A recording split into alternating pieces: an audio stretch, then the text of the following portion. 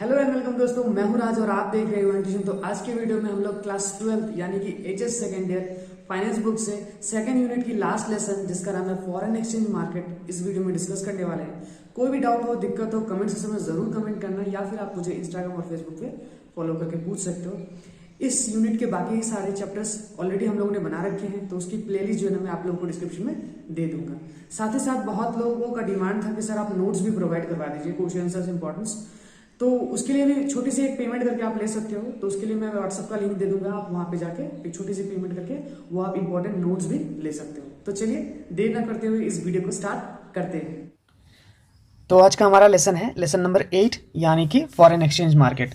तो सबसे पहले तो हम लोग फॉरेन एक्सचेंज मार्केट के मीनिंग्स के बारे में पढ़ेंगे। तो देखो फॉरेन एक्सचेंज मार्केट क्या है। तो फॉरेन एक्सचेंज का मतलब होता क्या है, तो ये एक प्रोसेस है जिसमें हमारे होम करेंसीज को फॉरेन करेंसीज में चेंज किया जाता है। सपोज मान लो कि यूएस डॉलर और इंडियन रुपीज़, तो हम लोग को अगर इन दोनों को, डॉलर को अगर रुपी में कन्वर्ट करना है या फिर रुपी को डॉलर में कन्वर्ट करना है, तो उसके लिए हम लोग को फॉरेन एक्सचेंज चाहिए होगा। जैसे समझ लो कि इंडिया में अगर आप लोग इस्तेमाल करोगे तो क्या इस्तेमाल करोगे, इंडियन रुपी ही इस्तेमाल करोगे। अमेरिका में कोई इस्तेमाल करेगा तो क्या इस्तेमाल करेगा, यूएस डॉलर ही इस्तेमाल करेगा। लेकिन अगर कोई अमेरिका का इंसान इंडिया आता है, कमा के पैसे ले जाता है, तो जब वो कमाएगा उसको तो मिलेगा इंडियन रुपी ही। लेकिन जब ये इंडियन रुपी वो अमेरिका ले जाएगा तब तो वहाँ पे वो नहीं चलेगा। तो इसके लिए हम लोग को ट्रेड करने के लिए, व्यापार करने के लिए, इस तरीके की चीज़ें करने के लिए हम लोग को फॉरेन एक्सचेंज करेंसीज यानी कि करेंसीज को एक्सचेंज करना पड़ता है।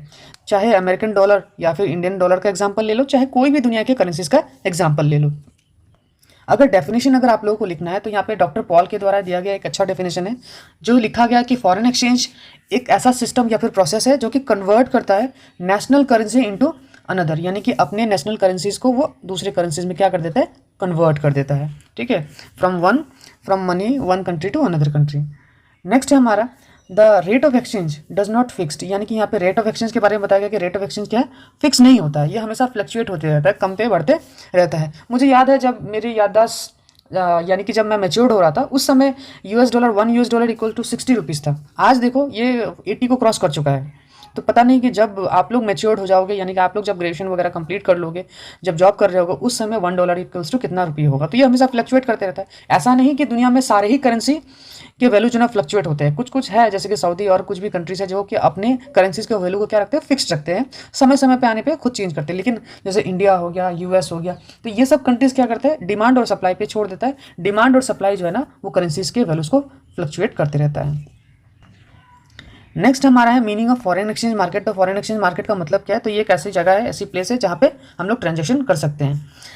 और साथ ही साथ यहाँ पे बताया गया कि डिफरेंट फॉरेन नेशनल करेंसीज, अलग अलग फॉरेन नेशनल करेंसीज ये फैसिलिटेट करता है इंटरनेशनल ट्रेड और इन्वेस्टमेंट, यानी कि विदेशों से व्यापार करना है, इन्वेस्टमेंट लेना है, तो आप लोगों को फॉरेन एक्सचेंज करवाना ही पड़ेगा। अब इसके अंदर तुम्हारा फर्म्स, बैंक्स, गवर्नमेंट, ये सब जो है ना परचेस और सेल करते रहते हैं फॉरेन करेंसीज को अपने अपने ज़रूरत के हिसाब से। दूसरी जो इंपॉर्टेंट चीज़ है वो फॉरेन एक्सचेंज रेट का, फॉरेन एक्सचेंज का, ये मार्केट का वो है एक्सचेंज रेट। तो एक्सचेंज रेट डिपेंड करता है, जैसे थोड़ी देर पहले मैंने आप लोगों को बताया था कि अमेरिकन डॉलर, अभी फिलहाल जब मैं वीडियो रिकॉर्ड कर रहा हूँ ये $1 इक्वल्स टू 82 पॉइंट समथिंग 43 है, मे बी 83 84 भी हो सकता है। लेकिन हो सकता है कि जब ये आप वीडियो देख रहे हो तो ये वैल्यू जो है ना चेंज भी हो सकता है, कहीं ज़्यादा भी हो सकता है, कम भी हो सकता है तुम्हारा। तो $1 अगर दोगे तो उसके बदले पे आप लोगों को कितना पे करना पड़ेगा, 82.43 फिलहाल के रेट के हिसाब से। अगर वीडियो आप लोग देख रहे हो उस समय हो सकता है चेंज भी हो जाए, आप लोग ऑनलाइन जाके चेक कर सकते हो। ये मार्केट जो है, इस मार्केट को हम लोग ओवर द काउंटर मार्केट भी कहते हैं। ठीक है, इसलिए कहते हैं क्योंकि इसका कोई फिजिकल मार्केट प्लेस नहीं, कोई फिजिकल लोकेशन नहीं है।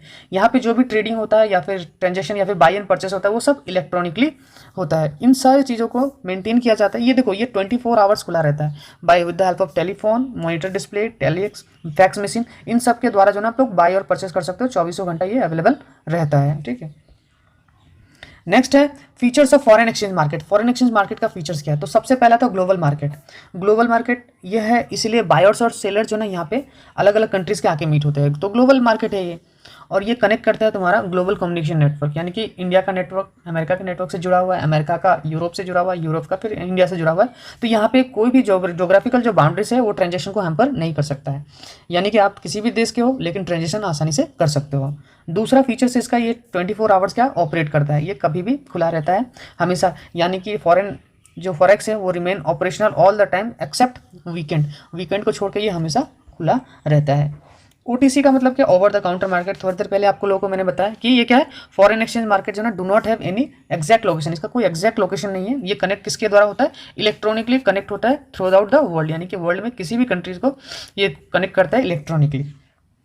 नेक्स्ट जो हमारा फीचर है वो लार्जेस्ट मार्केट है। लार्जेस्ट मार्केट इसलिए है क्योंकि ये ग्लोबल मार्केट है, और ग्लोबल मार्केट में पता ही है कि huge number of buyers and sellers है तुम्हारा, इसलिए इसको कंसिडर किया जाता है largest market in terms of volume transaction, क्योंकि यहाँ पे बिलियंस ऑफ डॉलर्स का ट्रांजेक्शन हमेशा रोज होते रहता है। हाई लिक्विडिटी, हाई लिक्विडिटी का मतलब क्या है, जहाँ पे बाइंग एंड सेलिंग बहुत लार्ज वॉल्यूम में होगा, यानी कि बायर्स भी बहुत सारे होंगे, सेलर्स भी बहुत सारे होंगे, तो यानी कि लिक्विडिटी यानी कि पैसे के आदान प्रदान में ना कोई प्रॉब्लम नहीं होगा।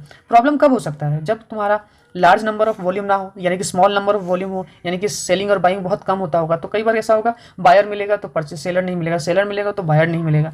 लेकिन यहाँ पे ऐसा कुछ नहीं है, वॉल्यूम बहुत ज़्यादा हाई है, तो इसमें बाइंग और सेलिंग बहुत लार्ज अमाउंट में करेंसीज होता है वर्ल्ड में, और इसलिए हाई लिक्विडिटी, यानी कि आपको टेंशन लेने की जरूरत नहीं है। अगर आपके पास कोई भी करेंसी है तो जल्दी से वो चेंज हो जाएगा, हाँ बशर्ते वो डॉलर का डिमांड, उस मतलब करेंसी का डिमांड होना चाहिए। ऐसा नहीं कि आप वर्ल्ड के ऐसे करेंसी को लेकर बैठ गए हो जैसे कि नॉर्थ कोरिया या फिर और भी कुछ ऐसे वेनेजुएला के करेंसीज या फिर जिम्बाब्वे का करेंसीज लेके जिसका डिमांड ही नहीं है। जब डिमांड नहीं है तो आप लोगों को परचेसर नहीं मिलेगा, तो फिर सेल करने में प्रॉब्लम हो जाता है। नेक्स्ट और आखिरी फीचर है हमारा मार्केट ट्रांसपेरेंसी। मार्केट ट्रांसपेरेंसी इसलिए इसको कहा जाता है क्योंकि देखो यहाँ पे ना हम लोग जाके बस हमारे पास ऑनलाइन यानी कि नेट का एक्सेस होना चाहिए, हम लोग जाके चेक कर सकते हैं कि किस करेंसी का वैल्यू एट प्रेजेंट कितना चल रहा है, तो साफ साफ पता चलते रहता है हर एक सेकंड में वो वॉल्यूम कितना ऊपर नीचे, यानी कि प्राइस कितना फ्लक्चुएट हो रहा है वो हम लोग को पता चल रहा होता है, इसीलिए इसको ट्रांसपेरेंसी कहा गया, यानी कि पारदर्शी, यानी कि कुछ भी छिपा हुआ नहीं है यहाँ पे। Participants of foreign exchange market, तो फॉरेन एक्सचेंज मार्केट के पार्टिसिपेंट्स कौन है, तो मेन जो पार्टिसिपेंट्स है यहाँ पे वो तो है कॉमर्शियल बैंक। कॉमर्शियल बैंक तो मेन है, जैसे कि हम लोग को पता ही है कि हमारे लाइफ में कॉमर्शियल बैंक का क्या रोल है, तो कॉमर्शियल बैंक हर सेक्टर में वो इंपॉर्टेंट रोल ही प्ले करता है। तो कॉमर्शियल बैंक जो है वो डील करता है foreign exchange in international transaction. इसके अलावा कॉमर्शियल बैंक को छोड़ के non banking financial institutions, foreign exchange brokers, acceptance house, corporations, फिर जाकर सेंट्रल बैंक, इंडिविजुअल्स भी इंपॉर्टेंट रोल प्ले करते हैं तुम्हारे फॉरेन एक्सचेंज मार्केट में, यानी कि ये सब पार्टिसिपेट करते हैं। एक एक को हम लोग डिस्कस करेंगे। सबसे पहले हम लोग कॉमर्शियल बैंक के बारे में बात करते हैं, तो कॉमर्शियल बैंक तो मेजर रोल प्ले करता ही करता है। ये क्या करता है, फॉरेन कॉमर्शियल बैंक का डील करता है फॉरेन एक्सचेंज करेंसीज को विद, क्योंकि इसके बहुत सारे ब्रांचेस हैं, अलग अलग कंट्रीज में क्या है इनके बहुत सारे ब्रांचेस हैं। कॉमर्शियल बैंक इशू करते हैं bank drafts, make telegraphic transfer, discount transfer, selling, foreign bills of exchange, तो ये सब करके ये सब करते हैं। अगर देखो क्या होता है, अगर बैंक के पास एक्सेस फॉरेन एक्सचेंज बैलेंस है तो वो क्या करता है, उसको सेल कर देता है, ठीक है, उसको सेल कर देता है किसको, other banks, foreign monetary institutions या फिर फॉरेन करेंसीज ब्रोकर्स को सेल कर देता है। उसी तरीके से अगर बैंक के पास अगर डेफिसिट फॉरेन बैलेंस है, यानी कि कम है, बैलेंस की कमी है, फॉरेन बैलेंस की कमी है, तब उसी तरीके से वो वापस भी ले लेता है उन्हीं इंस्टीट्यूशन या फिर ब्रोकर्स या फिर किसी भी बैंक से। नेक्स्ट जो इंपॉर्टेंट हमारा पार्टिसिपेंट्स है वो है सेंट्रल बैंक। तो सेंट्रल बैंक हर देश में एक एपेक्स इंस्टीट्यूशन होता है ना, तो हमारे लिए सेंट्रल बैंक जो है ना वो एपेक्स बॉडी है फॉरेन एक्सचेंज मार्केट का, क्योंकि ये सबसे इंपॉर्टेंट रोल प्ले करता है, क्योंकि यही है जो रेगुलेट या फिर सुपरवाइज करता है फॉरेन एक्सचेंज मार्केट को हमेशा, ताकि स्टेबलाइज रहे एक्सचेंज रेट। अब देखो आज मान लो फॉर एग्जांपल $1 इक्वल्स टू 84 या फिर 83 रुपीज़ है, अचानक से कल को $1 इक्वल टू 500 रुपये हो जाएगा, तो सोचो तो कितनों का कितना नुकसान हो जाएगा, बिलियंस ऑफ डॉलर, करोड़पति जो है ना वो तुम्हारा वो हज़ारपति बन जाएंगे, यानी कि इतना डेप्रिशिएट हो जाएगा अचानक से। ताकि इस तरीके के प्रॉब्लम्स ना आए, स्टेबिलिटी बना रहे, सेंट्रल बैंक क्या करते हैं, बाई और सेल करके ना फ्लक्चुएशन को कंट्रोल करने की कोशिश करता है। जैसे मैं बता रहा हूँ, जैसे कि आरबीआई हो गया, ठीक है, आरबीआई क्या करता है, यानी कि हमारे देश के जो रेगुलेशन इंस्टीट्यूशन है ये बहुत ह्यूज अमाउंट में मान लो कि $US को खरीद के रख लिया है।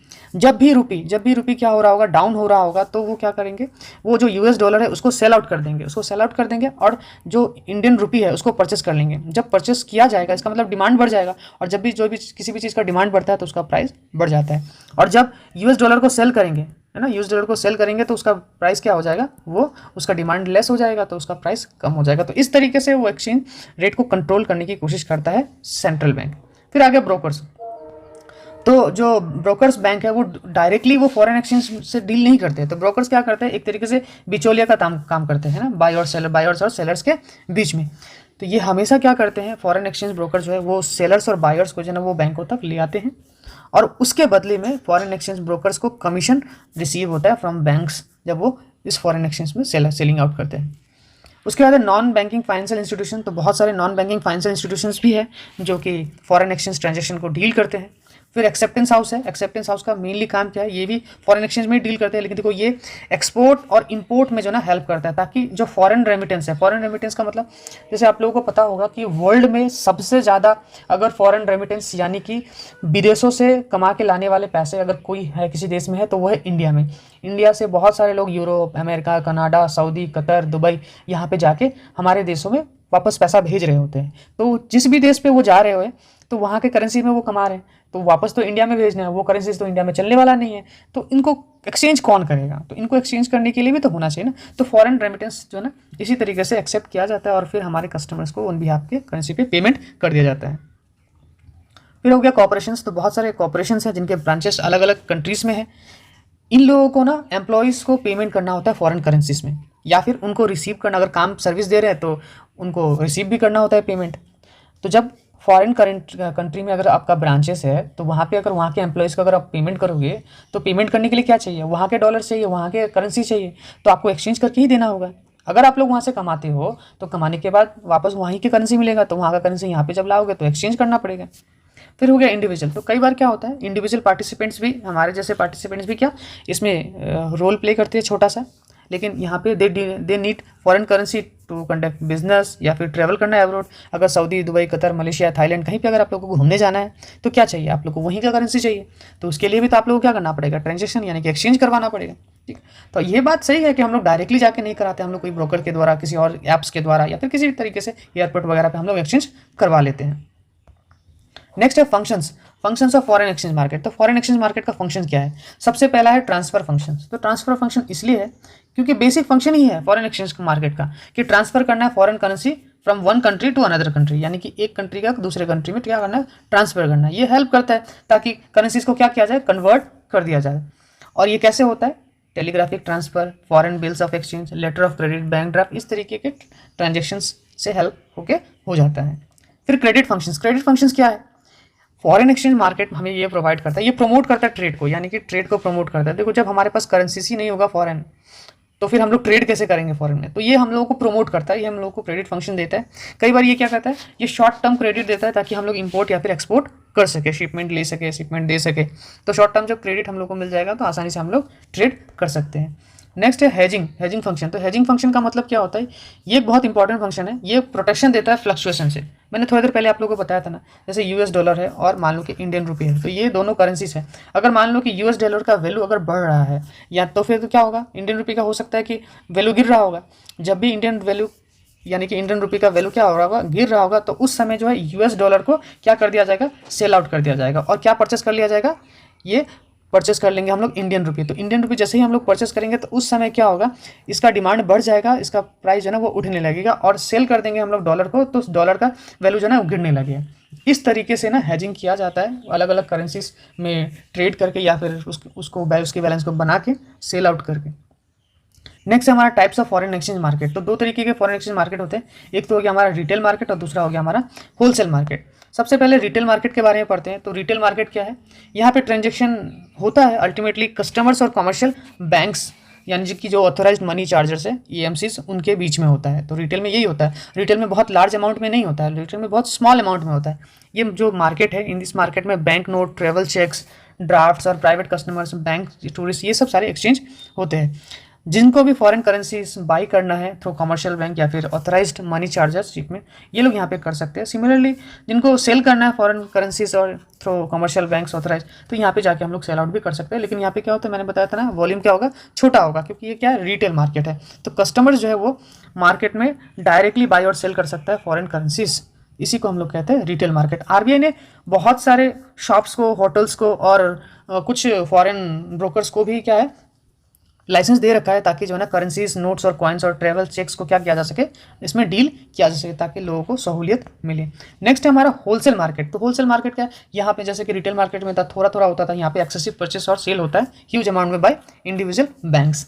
इसको भी 3 पार्टों में अलग अलग बांट दिया गया, inter bank market, central bank और इंटर बैंक। ठीक है, तो सबसे पहले तो हम लोग पढ़ेंगे इंटर बैंक के बारे में। ठीक है, तो इंटर बैंक क्या है हमारा? तो इंटर बैंक बेसिकली एक होलसेल मार्केट है। ठीक है, बेसिकली द होलसेल मार्केट।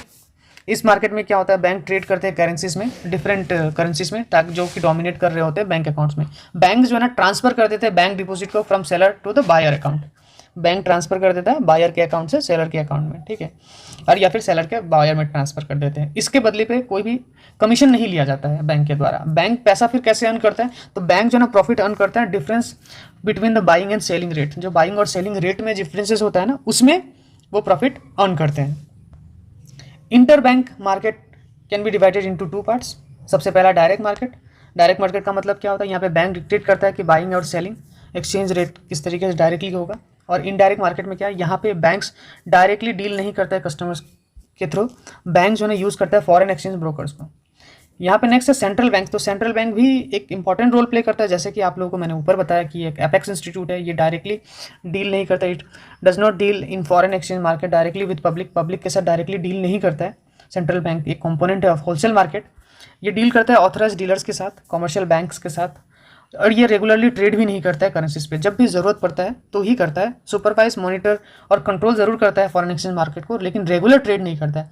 ये उसी समय करता है ताकि जब फॉरेन एक्सचेंज जो है ना रेट बहुत ज़्यादा फ्लक्चुएट हो रहा होगा, यानी कि जब इंडियन रुपी बहुत ज़्यादा डेप्रिशिएट हो रहा होगा, तो उसको ऊपर लाने के लिए आरबीआई जो है ना इस तरीके से ट्रेड करता है। जैसे मैंने आप लोग को ऊपर बताया था किस तरीके से फॉरेन करेंसीज को सेल करके इंडियन करेंसीज को परचेस कर देना।